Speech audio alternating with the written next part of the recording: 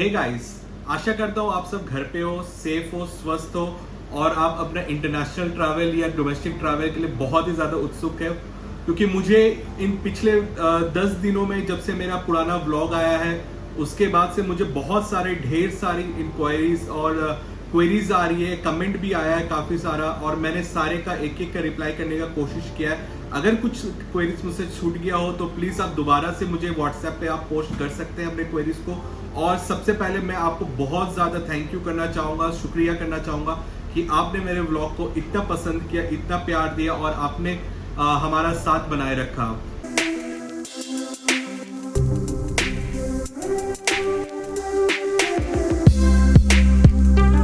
तो गाइस, अब मैं आज बात करूंगा वंदे भारत फेज 3 के बारे में कि भारत सरकार जब फेज 2 अब ये खत्म हो गया, 17 जून तक हमारा फेज 2 के फ्लाइट्स ऑपरेट करेंगे तो उसके आगे का भारत सरकार का क्या प्लान है। तो बहुत सारे एम्बेसियों ने ऑलरेडी अपना नोटिफाई कर दिया है। मिनिस्टर ऑफ सिविल एविएशन ने भी ट्वीट करके ये बता दिया है कि फेज 3 का ऑलरेडी तैयारी हो रही है, एयर इंडिया तैयारी कर रही है जिसमें 70 से ज्यादा फ्लाइट आपके यूएस और कनाडा रीजन की होगी। कुछ एम्बेसियों ने जैसे कि फिलीपींस एम्बेसी ने,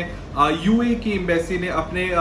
फेसबुक पेज पे, अपने ट्विटर हैंडल्स पे ऑलरेडी नोटिफाई कर दिया है कि हम अगले फेज में, फेज 3 में कुछ और फ्लाइट्स को हम लेकर के आ रहे हैं। तो उन्होंने ये भी किया है कि हम दोबारा से न्यू एप्लीकेशन फॉर्म भी जमा कर रहे हैं ताकि जो लोग बच गए हैं, जो कि थर्ड फेज में आना चाहते हैं, तो वो नया एप्लीकेशन फॉर्म को फिलअप कर सके। अभी फिलहाल तक रशिया और यूक्रेन के लिए थर्ड फेज का डिक्लेरेशन नहीं हुआ है, बट बहुत सारे नोटिफिकेशंस और बहुत सारे पोस्ट जो हमारे पास भी आए उसमें पता चल रहा है कि 25 ऑफ जून, 26 ऑफ जून के आसपास यूक्रेन से और रशिया से कुछ फ्लाइटें ऑपरेट करेगी। और हमारे पास 26 ऑफ मई को मिनिस्ट्री ऑफ सिविल एविएशन ने जो एक नोटिफिकेशन जारी किया था चार्टर फ्लाइट को ऑपरेट करने के लिए, मीन्स जो प्राइवेट कंपनी है चार्टर फ्लाइट भी ऑपरेट करके अपने पैसेंजर्स को वापस इंडिया लेके आ सकती है। तो हमारी कंपनी निक्सटूर इसके पीछे भी काफी काम कर रही है। हम पिछले 5-6 दिन से हम काफी सारे जो एयरलाइन ऑपरेटर्स है उनके साथ हम कांटेक्ट में हैं, जो नेसेसरी जो ऑथोरिटीज है हम उनके साथ कांटेक्ट में, बट फिर भी बहुत सारे हर्डल्स है क्योंकि आप सबको पता है कि गवर्नमेंट का जब काम आता है तो उसमें एक प्रॉपर प्रोसीडियर के थ्रू जाता है, एक प्रॉपर चैनल और प्रॉपर वे के थ्रू जाता है। तो हम ये सारा प्रॉपर जो मेथड्स है हम उसको फॉलो अप करने की कोशिश कर रहे हैं। बट फिलहाल अभी तक मुझे जो एम्बेसी है उनके तरफ से कोई खबर नहीं आया है। निक्सटूर ने ऑफिशियली मेल किया है बहुत सारे एम्बेसियों को, जो हमारे रशिया यूक्रेन के जो एम्बेसी है खास करके, इन दोनों को हमने मेल किया है कि हम इस सेक्टर्स में अपने चार्टर फ्लाइट को चलाना चाहते हैं, बट अभी तक हमें इनके तरफ से कोई रिप्लाई नहीं आया है। इसके अलावा हम मिनिस्ट्री ऑफ एक्सटर्नल अफेयर्स को भी हम कांटेक्ट कर रहे हैं कि सर हमारी कंपनी के पास पॉसिबिलिटीज है, हमारे पास इंफ्रास्ट्रक्चर है कि हम चार्टर फ्लाइट को हैंडल कर सके। हमारे निक्सटूर की टीम है जो हम अपने वेबसाइट के थ्रू चार्टर फ्लाइट का हम सेल कर सकते हैं, ये एक प्रॉपर प्रोसीड्योर के थ्रू हम उसको चैनल को हम सेल आउट कर सकते हैं। तो ये हमारी जो कोशिश है ये जारी है। तो आशा करता हूं कि आप हमें इसमें सपोर्ट देंगे और आप चाहते हैं कि आप तो चार्टर फ्लाइट कैसा होगा, तो मैंने नीचे कमेंट बॉक्स में, डिस्क्रिप्शन बॉक्स में मैंने लिंक दे दिया है हमारे चार्टर फ्लाइट के पेज का। आप वहां पे जाकर के अपना एप्लीकेशन फॉर्म जमा कर सकते हैं। तो उस एप्लीकेशन फॉर्म पे हम देखेंगे किस एरिया के सबसे ज्यादा हमारे पास एप्लीकेशन आया, किस एयरपोर्ट से किस एयरपोर्ट के ज्यादा एप्लीकेशन आया, तो अब उस पे हम काम करने की कोशिश करेंगे कि हम उस जगह से कुछ स्पेशल फ्लाइट, कुछ चार्टर फ्लाइट हम उसको अरेंज कर पाए। बट फिलहाल के लिए सिर्फ हम डेटा कलेक्ट कर रहे हैं ताकि हम उस पर वर्कआउट कर सके, हमने जो ऑथोरिटीज है उनके पास हम अप्रोच कर सके कि किस तरह से हम इसको ऑपरेट कर सकते हैं। बट हमारी जो पूरी निक्सटूर की टीम है, हमारी यूक्रेन में जो हमारी टीम है, रशिया की जो हमारी टीम है, वो भी वहां के लोकल गवर्नमेंट और एम्बेसी के साथ कांटेक्ट करने के लगे हुए हैं। बट आशा करता हूँ कि बहुत जल्द हमें खुशखबरी मिलेगा और बहुत जल्द कुछ पॉजिटिव रिस्पॉन्स आएगा। तो गाइस, जैसे कि आप जानते हो कि 25 ऑफ मई से हमारी डोमेस्टिक फ्लाइट जो है विद इन इंडिया वो ऑपरेट करना स्टार्ट हो गया है। तो अब बहुत लोग सोच रहे हैं कि कब हम इंटरनेशनल फ्लाइट चालू होगा, कब हमारा रेगुलर फ्लाइट चालू होगा ताकि हम अपने घर जा सके। क्योंकि ये बहुत अच्छे से समझ सकते हैं कि ऑलरेडी 3 महीने हो गए हैं, आप फॉरेन यूनिवर्सिटी में, आप हॉस्टल में हो और मार्च से आपकी ऑनलाइन क्लासेस हो रही है, अब एग्जाम्स आ गए हैं, एग्जाम्स भी आपकी बहुत जल्दी खत्म हो जाएगी। आप घर जाने के लिए बहुत वेट कर रहे हो, ऑलरेडी 1 साल से आप बाहर में आप पढ़ाई कर रहे थे, 1 साल हो गया, वो फीलिंग मैं समझ सकता हूँ कि जो एंड मोमेंट है, एंड मंथ्स की जो फीलिंग होती है घर जाने के लिए, जो पेन होता है, एक इच्छा होती है कि अब हम घर जाए, अपने पेरेंट्स से मिले, अपने घर वालों से मिले, अपने फैमिली से मिले। तो इस चीज के बारे में मैं समझ सकता हूँ, बट जो प्रोग्रेस है इंटरनेशनल फ्लाइट का, अभी फिलहाल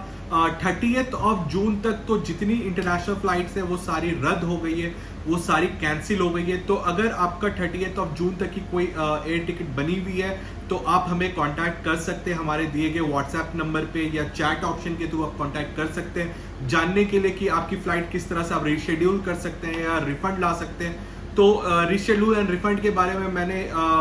पिछले व्लॉग में मैंने आपको बता दिया था किस तरह से रीशेड्यूल और रिफंड होगा। फिर भी अगर आपको कोई भी इसके बारे में इंफॉर्मेशन चाहिए तो आप प्लीज कभी भी हमें कांटेक्ट कर सकते हैं। बट क्वेश्चन ये आ गया है कि 30th ऑफ जून तक जबकि इंटरनेशनल सारी फ्लाइट बंद है ऑलरेडी, तो इंटरनेशनल फ्लाइट चालू कब होगी? तो बट अब जैसे कि अनलॉक 1.0 सरकार ने डिक्लेयर किया है कि अब सारा अनलॉकिंग का प्रोसेस चालू होगा, बट फिर भी जो कोरोना की जो केसेस है इंडिया में वो डेली बहुत ही एक्सपोनेंशियल ग्रोथ हो रहा है, बहुत ही ज्यादा रेज हो रहा है। बट अब इसमें भी ये है कि आप अगर नहीं भी खोलते हो लॉकडाउन तो भी आपका इकोनॉमिक का लॉस हो रहा है, लोगों के पास पैसे नहीं है, लोगों के पास जॉब नहीं है, लोग खाने के लिए समझ नहीं पा रहे हैं कि कहाँ खाएंगे, कहाँ जाएंगे, रेंट्स सब पे कर रहे हैं, जो स्कूल की फीस है वो पे हो रही, किसी तरह का किसी में कट डाउन नहीं है। बट फिर भी इन सारी चीजों का जो हमारे डेली एक्सपेंसेस है उस पर कोई भी कट डाउन नहीं हुआ है, ना कि गवर्नमेंट की तरफ से कुछ हेल्प आया है एक मिडिल क्लास फैमिली के लिए या एक अपर मिडिल क्लास फैमिली के लिए कि किस तरह से उनकी जो नेसेसरी जो एक्सपेंसेस है उसके बारे में हम कुछ कर सके। गवर्नमेंट ने अनाउंस कर दिया कि 20 लाख करोड़ रुपए का है, बट क्या ये 20 लाख करोड़ हमें किस तरह से बेनिफिट करेगा, किस तरह से हमारा हेल्पफुल आएगा, इस चीज के बारे में अभी तक आम जनता के पास में, मेरे पास में कोई इंफॉर्मेशन नहीं है। हमें बोला जा रहा है कि आप लोन ले सकते हैं, मॉनिटोरियम रहेगा, आपके ईएमआईज आप पे नहीं कर सकते, बट जब ये सारा मोनिटोरियम खत्म होगा, जब ईएमआई पे करने का समय आएगा तो जो इंटरेस्ट का जो अमाउंट है वो आपका काफी ज्यादा बढ़ गया होगा।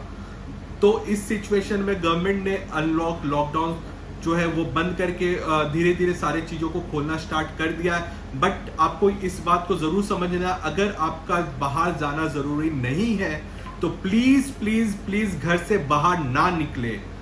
अगर आप बाहर जा भी रहे हैं तो प्लीज मास्क का यूज करें, सर्जिकल मास्क का यूज करिए, बहुत ही सस्ता मास्क होता है। आप ग्लव्स का यूज करें, सैनिटाइजर का यूज करें, हैंड वॉश यूज करें। जो आपने ये पिछले 3 महीने में घर में रह करके जो सारे नॉर्म्स को अच्छे से फॉलो किया है, अब ये लॉकडाउन खत्म होने के बाद, अनलॉक चालू होने के बाद इस नॉर्म्स के प्लीज खिलाफ ना जाए। आप अभी भी सोशल डिस्टेंसिंग का फॉलो करें। कोरोना अभी तक हमारे कम्युनिटी से, हमारे देश से, यहां तक कि पूरे अर्थ से अभी तक इरेडिकेट नहीं हुआ है। कोरोना का कोई भी इलाज अभी तक नहीं आया है। WHO ने अभी तक कोई भी जो ट्रीटमेंट है उसको अप्रूव नहीं किया है। बट ये एक बहुत अच्छी बात है कि हमारे इंडिया में कोरोना के जो नंबर ऑफ केसेस है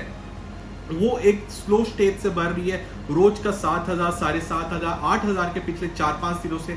केसेस आ रही है। बट इससे आप कंपैरिजन नंबर ऑफ डेथ देखोगे तो इंडिया में बहुत कम है नंबर ऑफ डेथ, और नंबर ऑफ रिकवरी जो है वो बहुत हाई है, क्योंकि हमारा जो इंडिया का जो मेडिकल इंफ्रास्ट्रक्चर है, जो हमारी हॉस्पिटल को जो सर्विसेज है, हमारे जो डॉक्टर्स है, वो काफी ज्यादा जो इनके अंडरलाइन ट्रीटमेंट्स है या जो सिम्टोमेटिक ट्रीटमेंट हम बोलेंगे उसके तरफ से काफी ज्यादा काम कर रही है, और काफी ज्यादा ये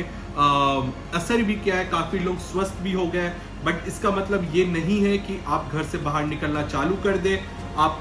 जो प्रोटोकॉल्स है उसको फॉलो ना करें, आप अनवांटेड ट्रैवल्स करें, तो प्लीज इन चीजों से बचें। गाइस, आपको अगर ये ब्लॉग आज का पसंद आया हो और आपको कुछ भी हेल्पफुल लगा हो तो प्लीज सब्सक्राइब कर दे, लाइक कर दे, और अपने ज्यादा से ज्यादा दोस्तों के साथ शेयर करें, ताकि ये जो हमारा न्यूज है, अवेयरनेस है, वो ज्यादा से ज्यादा लोगों के पास पहुंचे, कि कोई बंदे, कोई हमारे इंडियन भाई कोई बाहर में ना छूटे, ताकि हमारे पास इंफॉर्मेशन हो, निक्षुर के पास पर्सनल एक इंफॉर्मेशन कि हाँ इस जगह से भी कुछ पैसेंजर है, कुछ हमारे इंडियंस है जो कि फंसे हुए हैं, तो गाइस इस इंफॉर्मेशन को ज्यादा से ज्यादा शेयर करें, हमारे फॉर्म्स को, दिए गए फॉर्म को आप अभी फिलअप कर दें। और अगर आपको हमारा ब्लॉग पसंद आया तो लाइक कर दे, सब्सक्राइब कर दे हमारे चैनल को। तो मिलते हैं हम आपसे अब अगले ब्लॉग में, जहां पे हम वंदे भारत अभियान के बारे में, मिशन के बारे में हम